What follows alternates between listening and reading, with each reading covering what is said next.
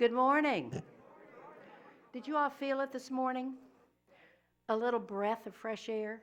Now that we have fall, although I don't know that the weathermen have really realized it because I think we're still in the 90s, but hopefully soon we will experience fall, a little bit more of a fall weather. We'd like to call the meeting together of our Residents Council, and if Miss Harriet Chase would play, I think it's America the Beautiful. Would you all please stand?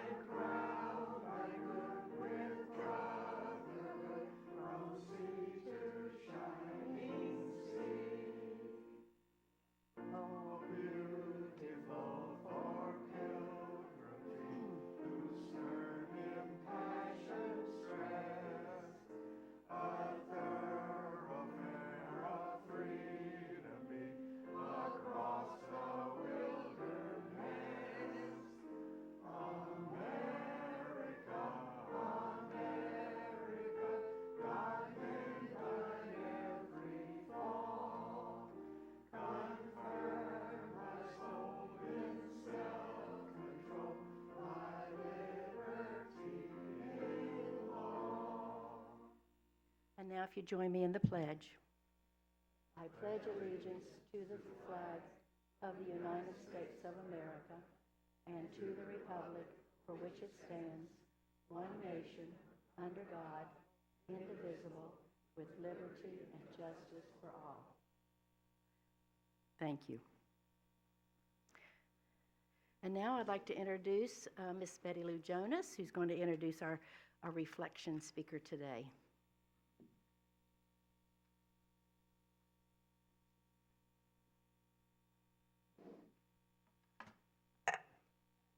How lucky we are to have Dee and Bill Jones here at Westminster. But today we're going to hear from Dee. They moved here in the middle of COVID, not knowing a soul. They chose Tallahassee because it was warmer and it was more like their home area of Newport News, Virginia. Dee's career makes me exhausted thinking about it. She was a wife, a mother, a grandmother. She taught home economics for 30 years. She retired, but she was bored. So she became a seamstress in the costume shop at Williamsburg's Busch Gardens. If you have seen those costumes, be impressed. She did that for 9 years. She was still not ready to sit still, so she went to her computer and she looked up sewing for charity. So she started making little girls' dresses for those in other countries that needed clothes. After doing that, those were sent to Haiti. She decided she would prefer to have a Tallahassee connection. So she was connected with one of the churches here in town, and she began making clothes for little girls. They're absolutely gorgeous. I would call it, being a home ec sewing teacher myself, I would call them designer clothes. Sizes 4 to 10. And these little girls are well dressed in Guatemala. In 4.5 years, she has made and donated over 500 dresses. And if that is not sufficient, she recruited another one of our residents, Joe Bowman, And Joe this year has made 40 dresses. We are fortunate to have Dee Jones.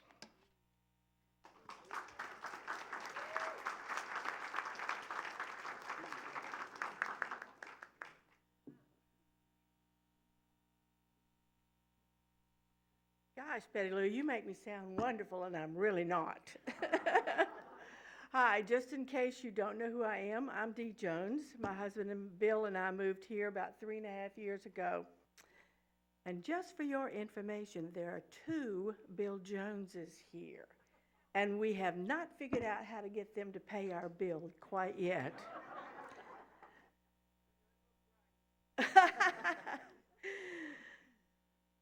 What a brilliant move we made. Our friends in Virginia said, "Do you know anybody there?" No. Well, we were complete strangers, but look at us now. We have a great home, new friends, a new church family, and we live across the street, and those communities over there have welcomed us greatly. We moved here, yes, during COVID when very few people would move, and that's how we got in. See, they let us in anyway. We ate our dinner in the dining hall, and that gave us the opportunity to meet people. You can't meet people hiding in your house or your apartment. So we made it an idea to go to the dining room every day, sit with someone different, chat, talk, learn who people were.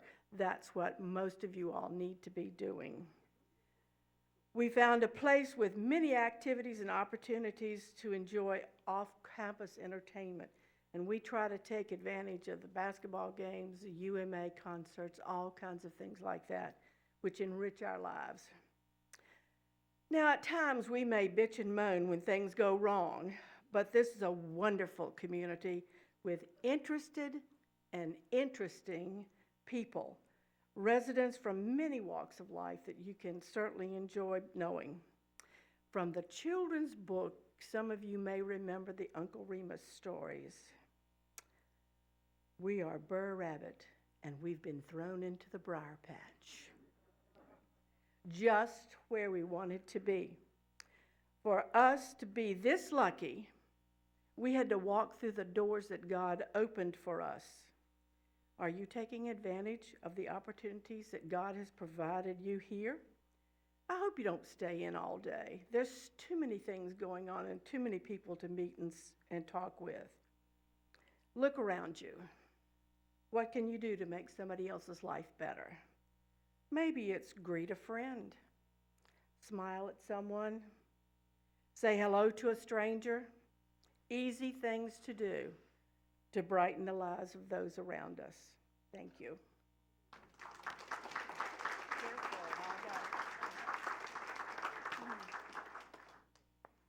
Thank you, Dee.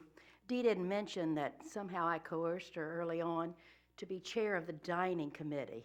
So she's been very active and excellent in that position, so we thank her a lot. I think our board had received the minutes from the August 26th meeting, and do I have a motion to approve the minutes? So moved. A second. Any questions or corrections? All in favor say aye. Aye. And the minutes are approved. And now I'm going to ask Gary Stillwell to come and give us our treasurer's report.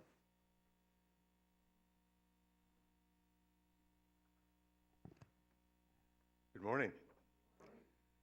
Okay, the treasurer's report for September the 23rd is our budgeted income was $38,235. Total income was a measly $1,211. So our expenses were budgeted at $38,693. Total expenses were $5,735. Our bank accounts are of most interest. The general fund is now $65,000.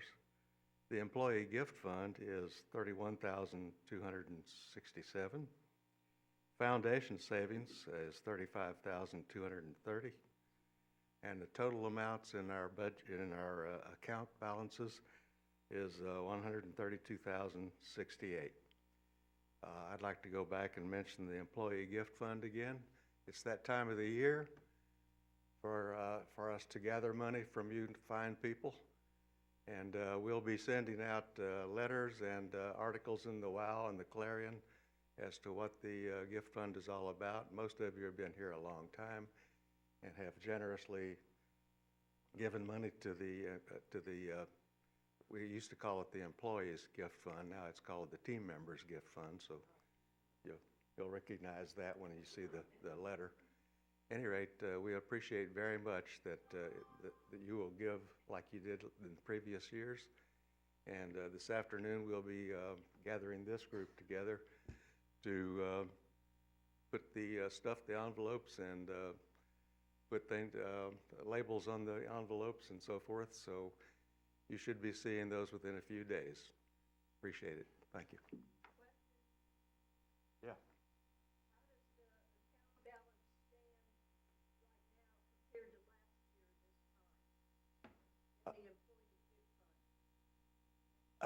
Unfortunately, I wasn't here last year, so I don't know exactly how it is. But we need to keep in mind that we need to get about $200,000 in order to give the people what they need. And we've only got $31,000 in the gift fund now. So don't let that $31,000 fool you. It won't go very far. We need, like I said, $200,000. And we did have a little left over last year, but I don't recall what it was.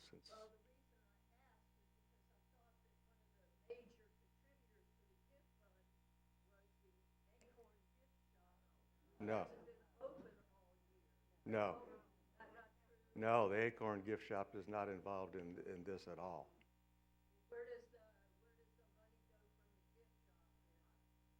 Well, since the gift shop has been closed all year, it doesn't go anywhere. But if the gift shop was open, the money goes to the 26 committees that we have.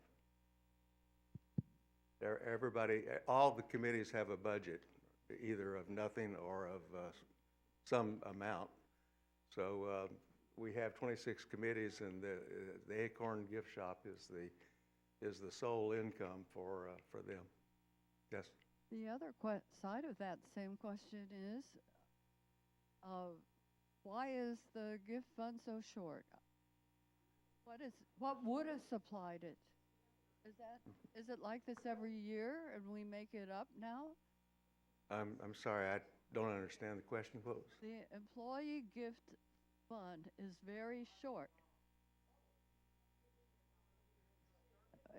Okay, I'm sorry. There you go. The question is, why is the employee gift fund so low? What is the reason? It's lower than last year, right? No. What we did last year and are going to do again this year is we collect money from the residents. We have not started the gift fund yet. Last year we managed to collect enough to give everybody who had been here more than a year $650, and we'd like to do that again. But if we collect more money than we actually can give out at $650, it'll remain in the gift fund for next year. It's good that we have money left over, but you don't. It's the surplus from last year, right? Okay. Any other questions? So please be generous. Just to clarify what Gary was mentioning, you're going to get a letter. There was an article in the WOW.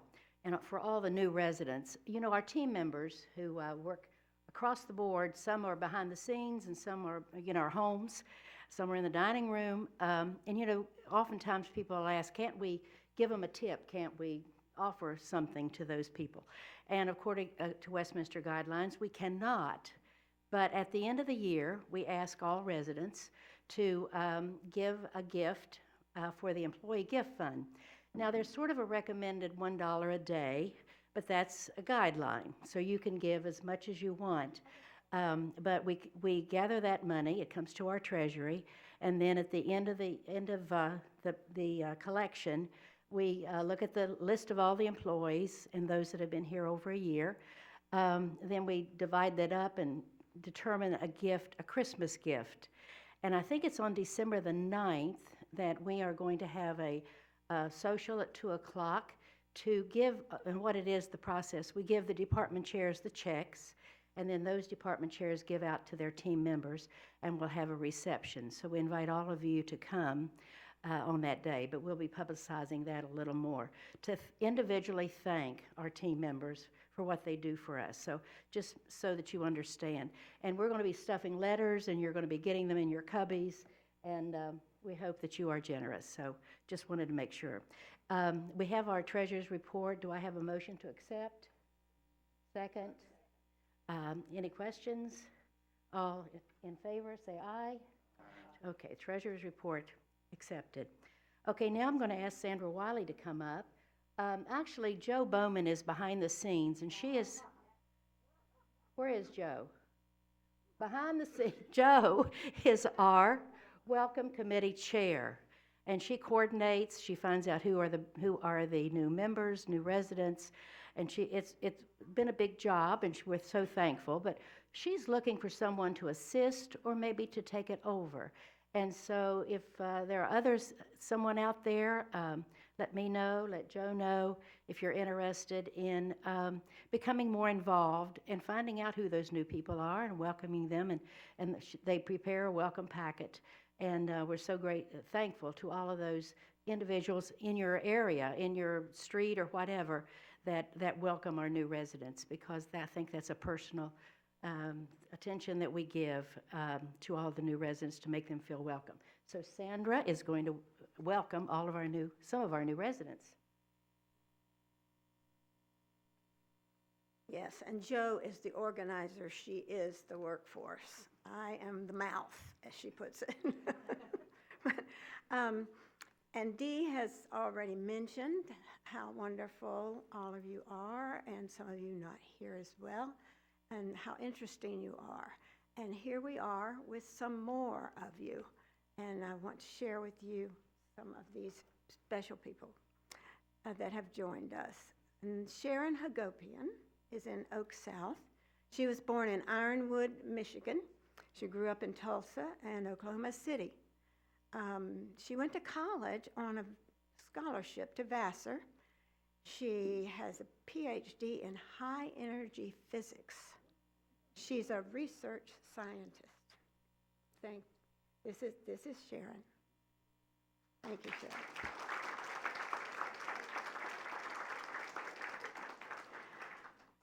Sharon married Vaskin Hagopian. He was an FSU assistant professor of physics, and both worked for CERN.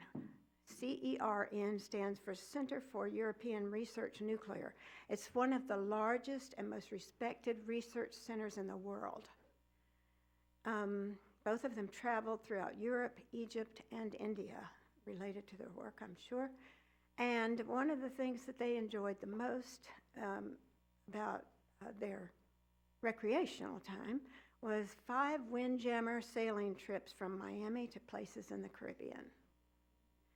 Sadly, Vaskin had a stroke and died while they were preparing to move here. With the help of their son, Ara, and Hella Home Solutions, Sharon was able to pack and move into Oak South just 5 days later. So we are thankful to have Sharon, and I knew Vassar, very special person. Sharon's interest, she's a member of FSU Association of Retired Faculty. She loves being part of their FSU book club and their FSU lunch bunch. She attends symphony and was excited about using the bus here for going to the symphony. She's glad she moved here. She's met a lot of new people. She's participating in group activities, and we are happy to have her. She had one adopted son who is now a fireman in Estero, Florida, and I can vouch for how wonderful he is. Thank you.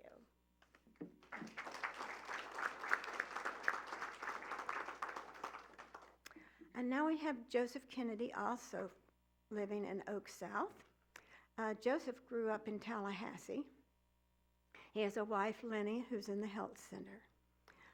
He went to Florida High, and for those of you, this is Joseph. Thank you. For those of you who may not be familiar with Florida High, it's Florida State University High School and located in the Southwood community just south of here.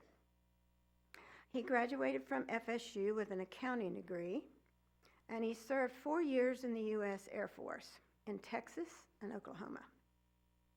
He worked as an Auditor General with the Auditor General of Florida and worked all around the state, knows a lot of people. His interests, he has a great interest in computers, more so from the beginning of the stages of computers than all the complexities now, but he used to take them apart and put them back together, folks. So he and his wife have raised parrots, and he still has 2 of them. We want to welcome Joseph. Thank you, Joseph. One more in Oak South, and this is Phoebe McFarland. Phoebe? This is Phoebe. Phoebe grew up in various cities and towns in upstate New York. She has a degree from Cornell University. She has a master's from Syracuse University. And later in life, she earned a Master of Divinity from General Theological Seminary in New York. She spent a number of years teaching elementary school, and with 4 years of it on 3 different army posts in Germany. She has also served as a Christian educator, hospital chaplain, a counselor, and priest, filling needs various locations in Australia. She has continued to serve by assisting in several Tallahassee churches and is presently priest in charge of the Episcopal Church in Carabel. She has 2 sons and 2 daughters, and one of those daughters she adopted as a teenager. She also has 2 young adult grandchildren, and she says she's very happy to be part of this community at Westminster Oaks. Thank you, Phoebe. Now we have 2 couples that moved into Covenant Lane. The first couple here is George and Joan Morgan. Would you stand too? George and Joan Morgan. Thank you. Now, George was born in Schenectady, New York during World War II, and he moved to Cincinnati at 5 years old. He went to Sycamore High School, where he fell in love with sports, all kinds of sports, especially football. He went to the University of Cincinnati and has a degree in accounting major, and also a master in business administration. He joined Peat Marwick Mitchell. It's a CPA firm, I believe, right? And it's known by its initials, KPMG, but he left that group and joined another firm, Limited Inc. It has several other retail venues, and Victoria's Secrets is one you might recognize, gentlemen. He worked for them in Columbus, North Andover, and Hong Kong. Partially retired to Florida, mainly working as a tax accountant in a CPA firm. His interests are varied: tennis, golf, fantasy football, monthly poker sessions, and he hopes to find some of you that like poker. And he has some musical thrills from his life. One, he says, is the start of Elvis's career. I'm right along with you on that one. And the whole Beatle experience. He loves visiting his family, and one son in particular is a resort manager, and that makes it a lot of fun. He's also the king of puns, so watch out when you're talking to him, recognize those puns. Now, Joan, his wife, was born in Brooklyn, New York, in World War II also. Lived in Queens, Allentown, Pennsylvania, and Cincinnati. And in her childhood, the family owned a horse, which she spent a lot of time with, and countless hours of ballet lessons that she took, and watching performances of ballet. In her last move in her childhood, she attended a high school as a senior, and that was the same high school that George was in, and that's where she met him. And both of them attended the University of Cincinnati, and she says she reeled him in and married him. She has worked as, one of the things she says is a residential engineer. I think some of us can identify with that. And she worked in retail sales and managed physician financial reporting for a group of physicians. She's been active in different community services around in different communities that she's lived. She served as chairman of Assistance League Drug Conference, and that was a conference that was put on for 3 days, and over 1,200 people attended that conference. So that was a huge job that she put together. She also set up a lecture series for a not-for-profit organization, another big chore there that she enjoyed. And she has interest also. She used to play competitive tennis, and she still enjoys tennis. She likes mahjong. Am I pronouncing that right? And bunko. She's a reader, and she loves cruising, and especially they both love clover, their Bichon. They've had 6 of those. This is the 6th one. And they have 3 children, 4 grandchildren. Welcome to this couple. Another couple on Covenant Lane, Judy Taps and Bob. You told me how to pronounce this, but I'm still not good at it. But just Bob. It's Bisicle, yes, okay. Judy's a native of, thank you for standing up. Judy's a native of Bedford, Ohio, a suburb of Cleveland. She lived in a variety of places, from Washington, D.C., Germany, Nigeria, and she held numerous professional positions in the human service field. She moved to Tallahassee in 1978 to attend graduate school at FSU. She has a degree in psychology from Miami, Ohio University. She has 2 degrees from FSU, master's in social work, and a PhD in communication theory and research. She's had faculty positions at FSU in the colleges of both social work and communication.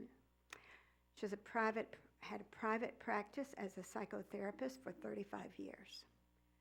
She's a gardener, loves gardening. She's a long-term volunteer at Goodwood Gardens and at Salvation Army. She loves music of all genres, reading and discussing literature, and word puzzles. Now, Bob grew up in Shenandoah Valley area of Virginia. He spent a few years as a teenager in Lansing, Michigan, and he moved to Florida in 1972 while serving in the U.S. Air Force. He's been in Tallahassee since 1978. He has a degree in psychology from the University of Tampa, has a master's in rehabilitation counseling from the University of South Florida, and a Master of Business Administration and Finance from FSU. He's worked 30 years in healthcare, finance, and business consultant, and 25 of those years was in his own practice. His interests, he loves listening to classical music. He's a novice oboe player. He's an avid reader of science fiction, British murder mysteries, business history, economics, and finance, broad. Judy and Bob had been married almost 40 years. They lived in Waverly Hills for 35 years before coming here, and they have a son in Atlanta twin grandsons? That's one of each. Okay, twins. They have traveled extensively in U.S. and overseas. They love the outdoors. They love walking their dog, Stanley, cycling, and hiking. They play pinochle, and they hope to find other pinochle players here in Westminster Oaks, and we are happy to have them. And all of these people, you see how interesting we keep growing on all of our interesting people that come here. So thank you for listening and supporting them.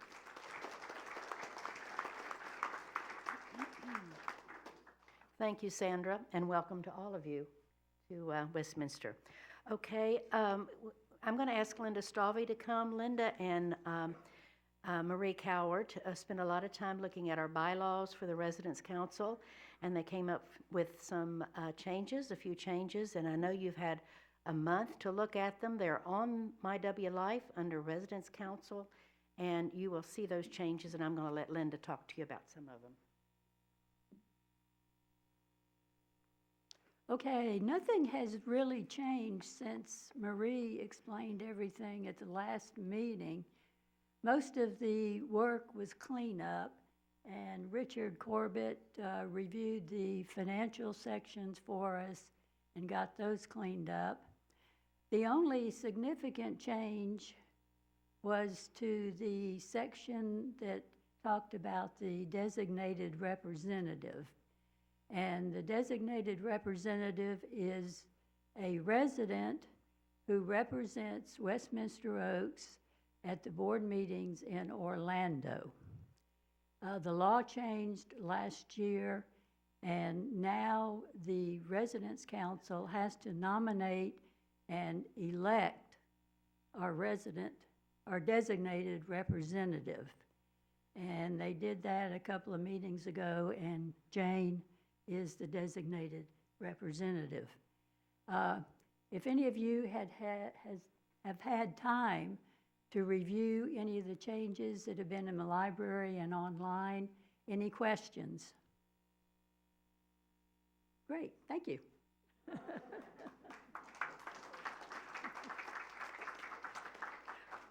Technically, it needed 30 days, and because our schedule was so, we will not vote officially for the changes until the October meeting. So that's why there's kind of a delay in processing the changes.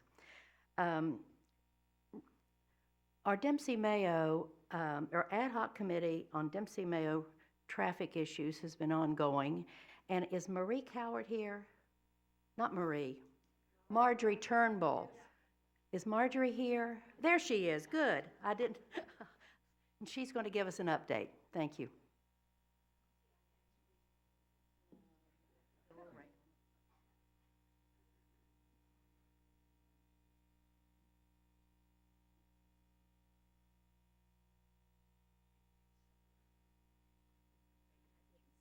But yeah. Oh dear, now what happened? Okay.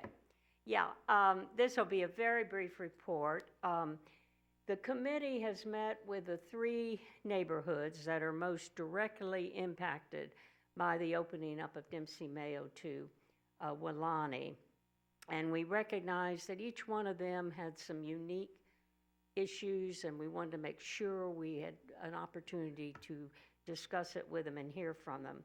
But we're aware that everybody here is going to be ultimately impacted because there will be an increase in traffic, which means we have to deal with getting out of here, whether we're in Meandering Lane or Emerald Chase or in the campus at large. So as I reported last time, we will be sending out a report to all residents, and we would welcome those of you who have not been part of the neighborhood meetings, if you have any thoughts, to submit them and share them. Second issue that the ad hoc committee has been looking into is the safety and legality of golf carts. And I'm not going to go into detail, but under state law, golf carts cannot cross or drive on state or county roads unless they meet very special requirements or even have a special license. So the county, though, can enact an ordinance that then takes precedent over state law to allow it in certain circumstances, particularly with county roads. Dempsey Mayo is a county road. So this issue is currently being studied by the county staff, and the committee is following it very closely to look at alternatives that will not require cutting through brick walls or have a high cost. So that is my report. Are there any questions, or any member of the committee wants to jump in? Okay, thank you.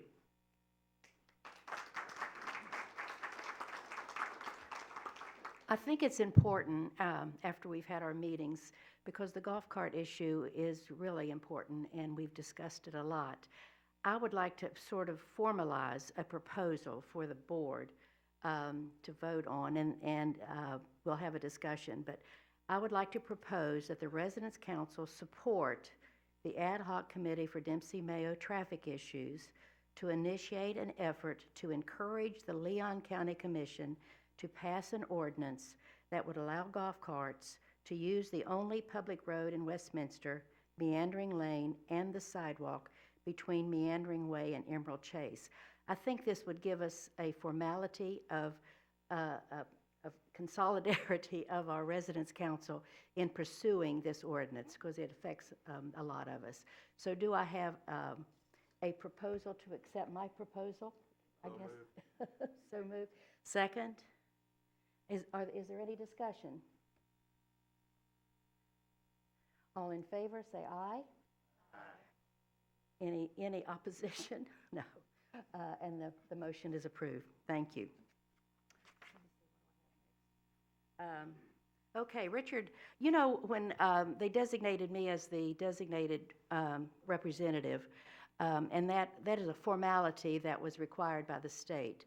And as the president, it's so comforting to know that we have a finance committee that is headed by Richard Corbett, who's an expert, and I attended their meeting, and it's so comforting to know that they review the records, all the financial statements from Westminster, and as you know, in October, the first town hall actually will be a,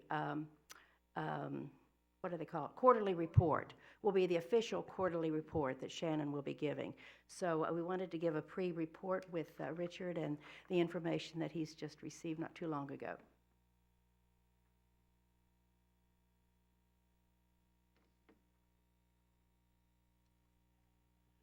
I'm so happy to be here to talk to y'all today.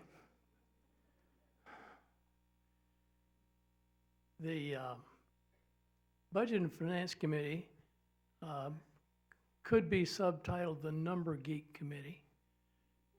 We get quarterly reports on the finances of Westminster Oaks, which is 46 pages of small print. And then we get an annual report from the group called the Obligated Group, which is 63 pages of small print. The purpose of all that is for us to judge whether Westminster Oaks and Westminster Communities of Florida operate on a financially sound basis. At our meeting last week, after a long discussion, some of which was relevant, we did decide that it is still true that those entities operate on a financially sound basis. We're actually in a very interesting position right now because our long-term corporate CFO, Hank Keith, is now our acting CEO. And he's the guy who has basically as his specialty finding ways to reduce the financing cost for Westminster Communities of Florida. So I'm pretty sure he's abuzz today with the Fed lowering interest rates because he'll figure out a way to get our bond costs down. And that's significant to us because ultimately that all goes into our fees. We all should be concerned with finances. We actually, at our meeting, even discussed the golf cart issue because Westminster Oaks, when you register a golf cart, requires you to have golf cart insurance. which is kind of interesting because Westminster Oaks does not require you to have a renter's insurance contract, which in the long term is probably more important to most of us. I could read you a list of the things we discussed, but what I'd rather do is just stop here and ask if you have any questions.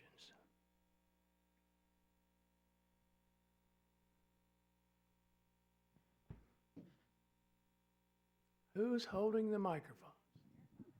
They're coming. No, you can't. No, no. No, Martha, you need a microphone. All right. Okay. I'd just like to know who the members are of the committee, please. I think I can do this. Bobby Bacon, Bob Ballard, Glenn Boggs, Sam Rogers, Sandy Sarton, who is a champion with numbers. She was with the governor's budget office for 30 years. Me, Marie Cowart, and we're always looking for volunteers. We could use at least 2 more members, but the obvious qualification is you have to be willing to look at those numbers.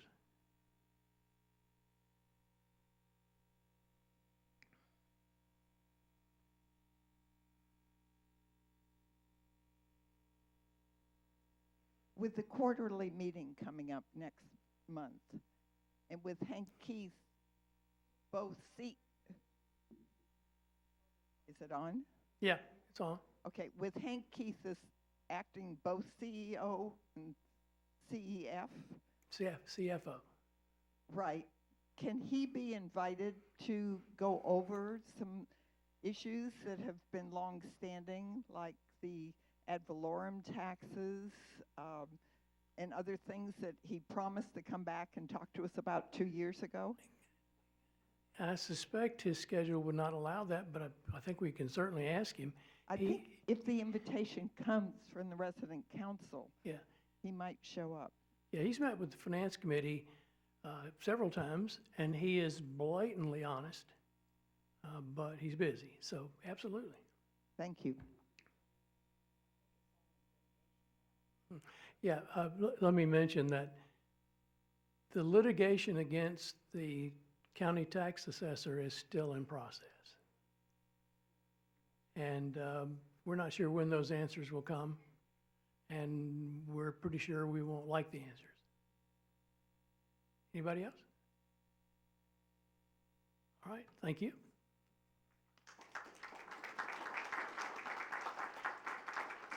As you can see, I'm so appreciative of this group to be the backup.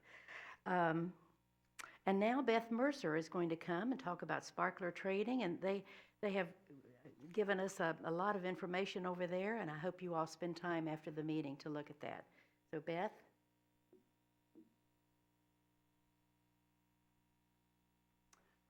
Thank you, Jane.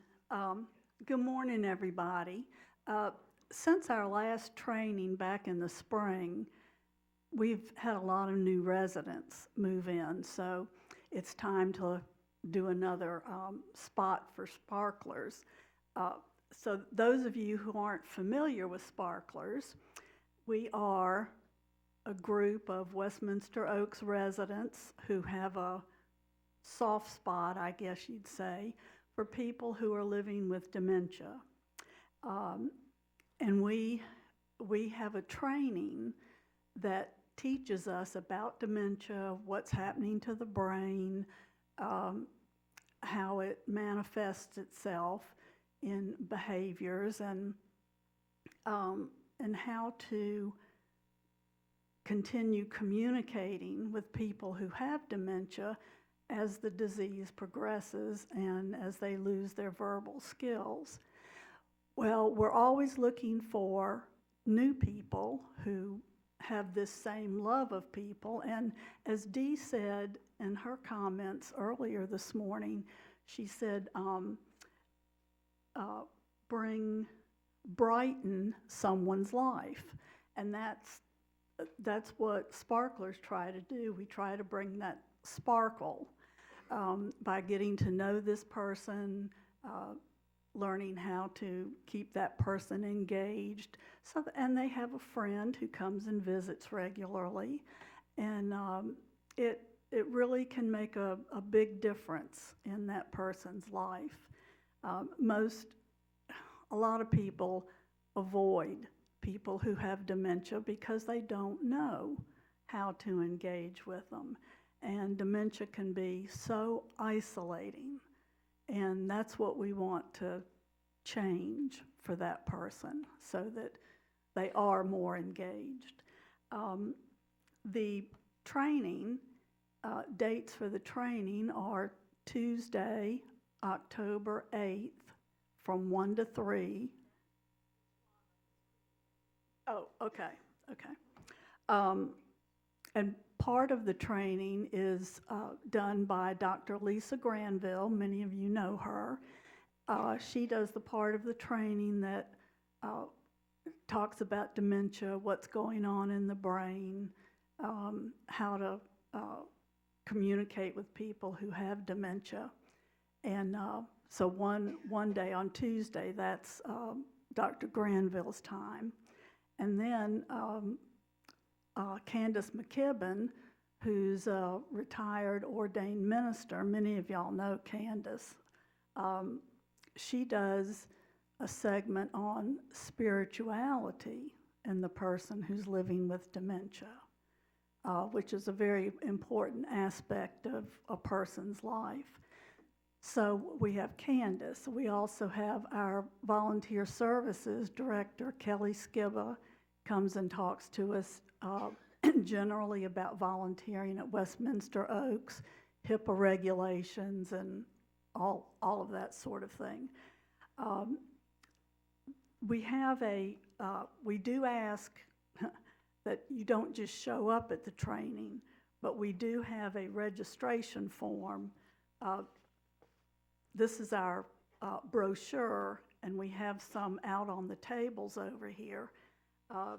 Inside that brochure is a registration form, and it has my contact information on it. And we ask that you fill this out, fill this out and take it to the front desk in the Perry Center. Y'all all probably know Lillian. Ask Lillian for the Sparkers envelope and put your registration form in that envelope and then give it back to Lillian, and she keeps it for us, and then we'll pick up the registration forms. If you do want to register, please do so by October 1st at the latest, because then that will give us time to get materials prepared for it. There will also be an article in the WOW, in the October WOW, and my contact information is in that. Even if you don't intend to become a sparkler and just want to know more about dementia for your own personal reasons, you're very welcome to sign up for our training. We've had numerous residents do that. They may have a spouse or a next door neighbor or just a good friend who has dementia, and they want that information for themselves. So if you have any interest at all, please do the training, because part of Sparkler's goals is to educate as many people in our community as possible. So anyway, if you have any questions, pick up a brochure, and you're welcome to call me or email me anytime if you have any questions about Sparklers or the training. So thank you. Thank you, Jeremy.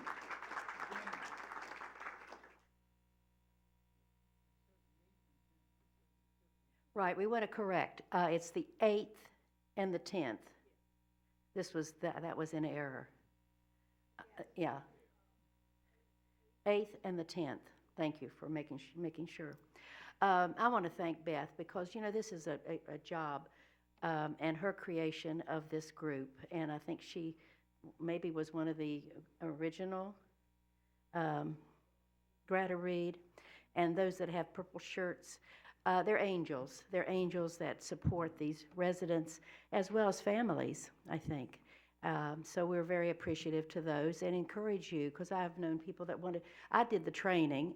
I was kind of a dropout, but anyway, the training was wonderful and gives you a better understanding of what families are dealing with and what individuals. So we encourage you to take the training, and then hopefully you will come and work with our residents that are in need.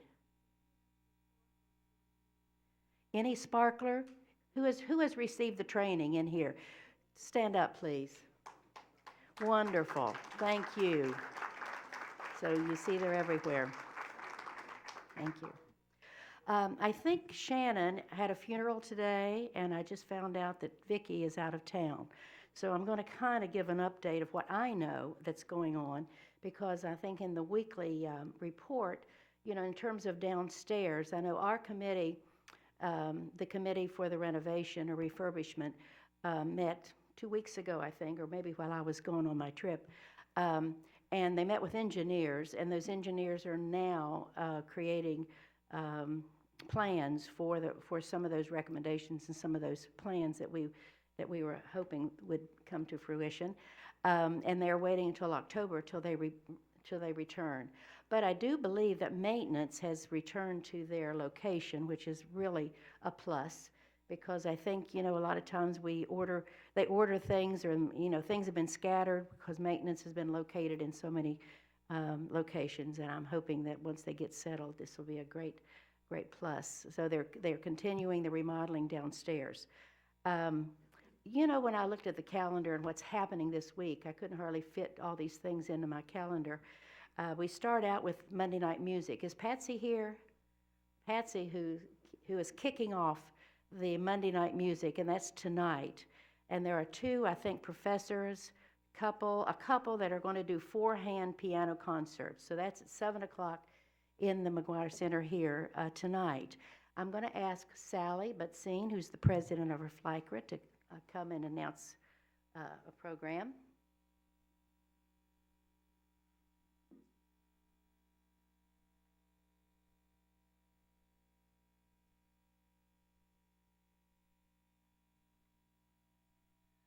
Good morning. Who's ready for the election to be over? Yeah! Yeah, this is something. We know we have a very consequential presidential election, but our local elections are equally important. FLICRA, which is your residents association, your representatives at the Capitol in the legislature, and as you already heard today, issues that our legislators vote on, our county commission vote on, affect us directly here at Westminster Oaks. So I invite you to come tomorrow night, right here at the McGuire Center, 7 o'clock. We're going to have a candidates forum, and our committee of Judy Skinner and Huell Wheeler, I don't know if are they here, they have rounded up all of the candidates. So we're going to have the candidates for the legislature, for the Senate, the candidate for the House of Representatives. We're going to have our county commissioner candidates. We're going to have the superintendent of school candidates, and also the 2 county judge candidates. So it's really important that we learn about our candidates, and we want to invite you to be there. A good turnout will make these people realize we do care, we listen, and come and learn about who is running for office to represent you. And before I stop, I just have to say one more thing. I was so impressed learning about Dee Jones, and I just have to say one other thing. She is on the FLICRA board, and she's our treasurer, so I guess she didn't have enough to do. But anyway, we hope you'll join FLICRA if you're not already a member. I'll be talking more about it at other times, but please come tomorrow, meet the candidates, and see what they stand for. Marjorie, you have a question?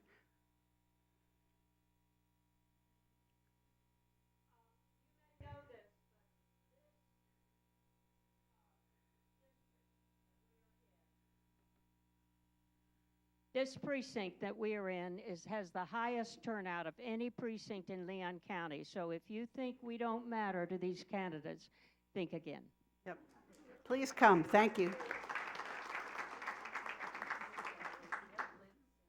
Thank you to Judy and to Huel, who really have done a yeoman's job in creating this. I'm going on with the activities this week. Actually, we're celebrating 20 years of Active Aging Week, and that will be September 30th through October 4th. And they're going to kick off a pancake breakfast on the 26th. That's Thursday at 9:30. But Wednesday at 10:30, we're going to be meeting the new Vice President of Healthy Aging and Longevity, Kelly Strandberg, who will be coming, and she will be sharing the focus. Remember, we talked about the 5 focuses, and there was a lot of discussion, you know, what are those goals? How are we going to measure them? She's going to come and talk about that particular goal because she's in charge of that. So that would be exciting. Also Wednesday, which they just announced, we're getting our quality surveys, I think, in our boxes, in our cubbies. And Lynn has created a kickoff party at the pool house with music and dancing and Bradley sausage. Now, if that doesn't get you out, I don't know what will. The Bradley sausage dog with the fixins. So come and enjoy, and hopefully if you can get those and fill them out and bring them. Now, I know our neighborhood is really working toward that barbecue lunch, because if you turn in 100% of your area, then you are given that treasured barbecue lunch. So we've got a checkoff sheet. And last year, Lanny and I, we did a yeoman's job in collecting all of those because we ran around our neighborhood at the nth hour. So I hope we don't have to do that again on Parchment Cove. So anyway, come and have fun on Wednesday. And Friday, I know how many in here have University Music Association season tickets? You know, we have a large group that go to all of those concerts. Our book club, a book club that Marion Moore and Almina Pettit and several of us, Martha is in, read a book for the last month, I guess, August, Sing for Your Life. And it's a memoir. It's a story of Ryan Speedo Green and the life he lived as he was growing up. He was in detention homes. He was angry. He was in a terrible situation.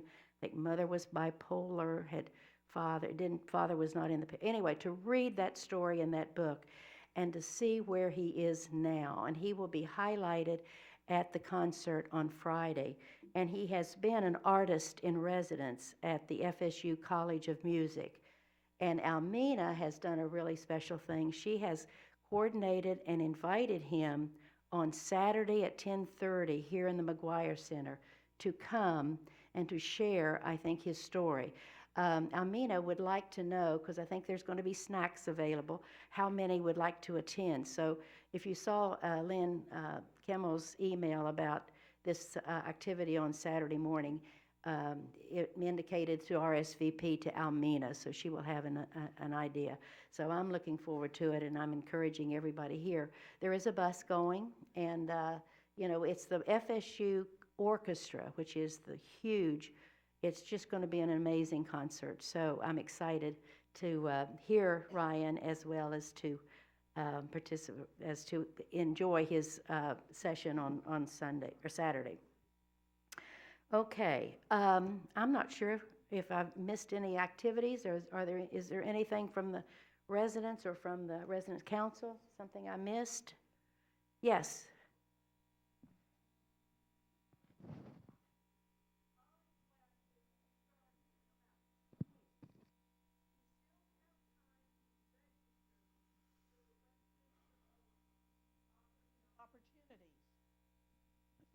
OLLI classes start in 2 weeks, about 2.5 weeks here. And if you still want to register, it's OLLI at FSU. It's lifelong learning classes for the new residents who are here. If you, my name is Mary Ann Price. I'm in your directory or on the My W Life listing. let me know, and I can bring you the catalog and registration forms. I do know that the class on artificial intelligence is filled. So, but there's still the wonderful class course on the mountain dulcimer and American history and culture, and 2 classes in history. So just let me know. Thank you, Mary Ann. Are there any other announcements for the good of the cause? I just want to remind you, our next resident, the COVID shot, I think it's October the 11th. I guess sign up is in Corona in the health center. So if you're interested in the COVID shot, sign up or call them to get on the list. October the 11th from, I think, 9 to 4, 9 to 1, 9 to 1. So, and a lot of us are getting both the COVID and the flu shot. I know I got both of mine at the same time. I went to Publix, so you can, they're available at all of the pharmacies around town, as well as those here. So, anything else? Next meeting is October the 21st for our Residents Council, and thank you for attending, and we will close the meeting.